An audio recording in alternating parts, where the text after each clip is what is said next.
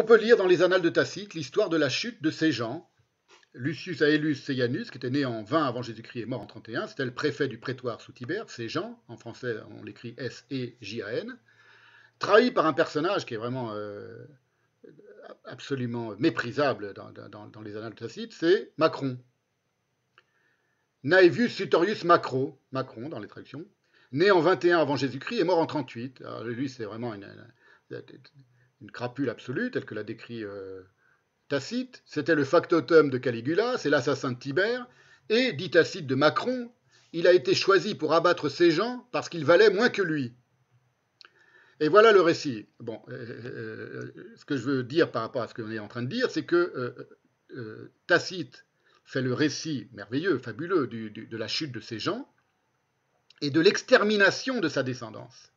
Parce que faire chuter, faire tomber un adversaire politique qui menace l'empereur et qui menace le pouvoir et qui menace la domination, ça ne suffit pas. Il faut exterminer évidemment tous ces enfants parce qu'il ne faut pas qu'il y ait de vengeurs. Voilà. Voilà ce qu'écrit Tacite. Et là, on va voir ce que c'est que le droit romain et ce que c'est que la dureté du droit romain, ce que c'est que la domination à l'œuvre dans l'idée même de justice romaine. On décida ensuite de prendre des mesures de rigueur contre les autres enfants de ces gens, c'est dans Tacite, dans les annales, bien que la colère de la plèbe commençât à s'apaiser et que la plupart des gens fussent portés à l'indulgence après les supplices qui avaient déjà eu lieu. Donc, les enfants sont emmenés à la prison, le fils comprenant ce qu'il attendait, la petite fille, à ce point inconsciente qu'elle demandait à plusieurs reprises pour quelle faute et où on l'entraînait. Elle disait qu'elle ne le ferait plus et qu'on pouvait la punir du fouet, comme on punit les enfants.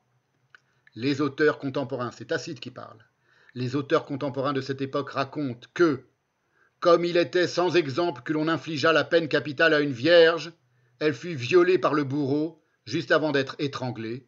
Ensuite, la gorge écrasée, les corps de ces êtres si jeunes furent jetés aux gémonies.